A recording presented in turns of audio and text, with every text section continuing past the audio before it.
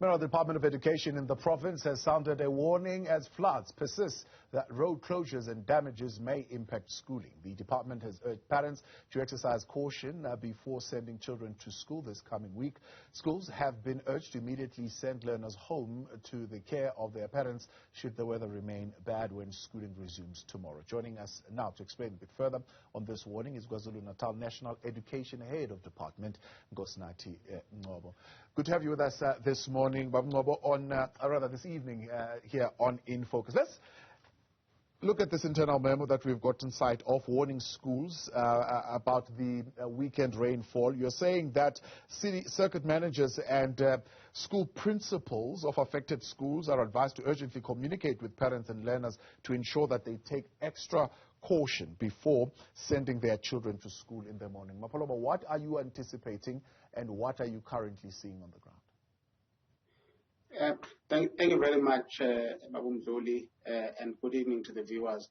The reason why we're sending out this warning is that we are aware that there are schools that may not be reached by learners because of roads that have collapsed in some areas in the southern coastal parts of the province, and as a result, although the rain has stopped for now, we anticipate that the water levels on top of some bridges may still be such that it's not possible to pass. Some roads leading to some of our schools may have collapsed. But for now, we've only heard of two schools that are like that. But in the whole province, there may be situations, and that is why we're relying on managers at local level, that is at circuit and school level, to make that call because they are closer to the actual conditions. They know what's happening around their schools, and principals must simply communicate to parents, once they are aware of roads that are impassable leading to their schools. Yeah, you're calling for them to prioritize saving lives, I suppose, more than it is to insist on class attendance. There's the other impact, of course, of the feeding schemes that will be impacted by this. How are you going to intervene?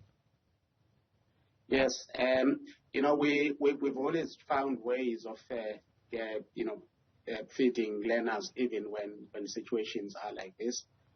We always find nodal points where we can actually send food, to be cooked at home, or if we are able to cook it in the school, we cook it at school and send it, on portable containers to learners, and they collect it in some nodal points in situations like this.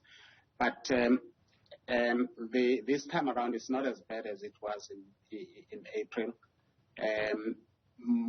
We haven't received any reports of our schools having been damaged. Of course, these reports will be, sent tomorrow, and we'll get a clearer picture tomorrow.